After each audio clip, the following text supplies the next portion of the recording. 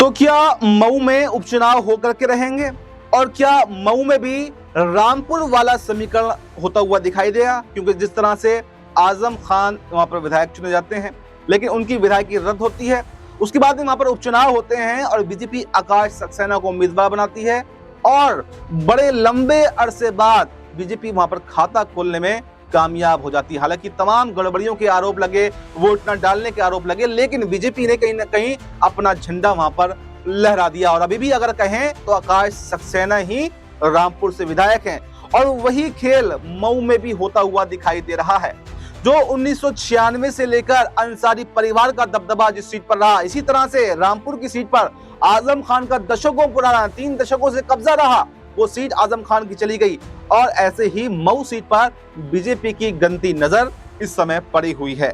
इस समय तमाम सवाल हैं मऊ उपचुनाव को लेकर। एक सवाल तो यह है कि आजम खान भी हेट स्पीच मामले में दोषी पाए गए थे, जिसके बाद में उनकी सीट जो है वो रिक्त हो गई थी और उसी हेट स्पीच मामले में यहाँ पर अब्बास अंसारी की विधायकी गई है।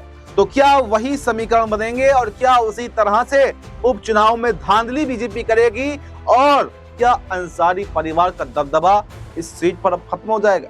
ये तमाम सस्पेंस बन रहे हैं। या फिर अंसारी परिवार आजम परिवार से ज्यादा दबदबा रखता है और वो मऊ सीट को किसी भी हाल में जाने नहीं देगा। क्योंकि अगर आजम परिवार की बात करें तो आजम खान है, आजम खान की पत्नी नजीम फातिमा है, उनके बेटे अब्दुल्ला आजम है, लगभग आजम एक फैमिली तक सीमित है। लेकिन अगर अंसारी परिवार की बात करें तो लंबा चौड़ा परिवार है और ऐतिहासिक रिकॉर्ड इस परिवार का रहा है देश की आजादी से लेकर अब तलक।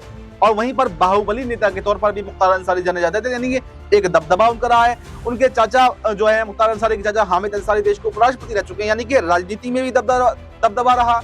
उसके बाद में अभी भी मुख्तार अंसारी के भाई अब्बास अंसारी के बड़े पापा जिसे कह सकते हैं ताया अफजाल अंसारी अभी भी मौजूदा सांसद हैं, तो बड़ा दबदबा वहां पर रहा गाजीपुर से सांसद। तो सवाल ये बन रहे हैं कि क्या मऊ में वो खेल योगी आदित्यनाथ ने जो स्क्रिप्ट रामपुर में लिखी थी, क्या उसी स्क्रिप्ट को दोहराने की तैयारी मऊ में चल रही है? और रामपुर में तो वो कामयाब हो गए, क्या मऊ में उस स्क्रिप्ट को दोहराने में कामयाब हो पाएंगे या अंसारी परिवार यहाँ पर योगी आदित्यनाथ के सपनों पर पानी फेर देगा? और उससे पहले तो सबसे पहले नजर बनी हुई है कोर्ट के फैसले पर कि क्या हाई कोर्ट से या सुप्रीम कोर्ट से अब्बास अंसारी को विधायकी मिलेगी, उनकी जो विधायकी रद्द हुई वापस मिलेगी, या फिर फैसला जो निचले अदालत का है वो बरकरार रहेगा? क्योंकि राहुल गांधी को भी जब उनकी सांसद रद्द हुई थी तो हाई कोर्ट से झटका लगने के बाद में सुप्रीम कोर्ट से राहत मिल गई थी, उनकी सांसदी वापस हो गई थी। ऐसा इसलिए कहा जा रहा है क्योंकि अभी तक चुनाव आयोग ने कोई ऐलान मऊ विधानसभा उपचुनाव के लिए नहीं किया है। तो जिस तेजी के साथ में उनकी विधायकी रद्द की गई तो फिर उपचुनाव का ऐलान हो जाना चाहिए था, लेकिन अभी तक चुनाव आयोग ने कोई भी ऐलान नहीं किया। तो इससे कहीं ना कहीं एक ये भी संभावना जताई जा रही है कि शायद हाईकोर्ट से राहत यहाँ पर अब्बास अंसारी को मिल जाए।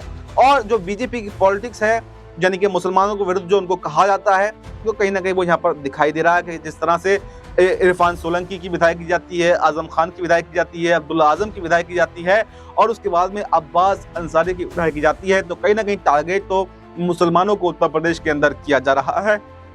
क्योंकि ऐसा नहीं हो सकता कि आपकी पार्टी के सभी साफ सुथरे नेता रहें और विपक्षी पार्टियों में और खास तौर से मुसलमान जो विधायक हैं, सांसद हैं, मंत्री हैं, वो गलत हों। तो फिलहाल इस रिपोर्ट में इतना ही। इस रिपोर्ट पर आपकी क्या राय है? आपकी जो भी राय हो कमेंट बॉक्स में जरूर दें और हमें दीजिए इजाजत। नमस्कार।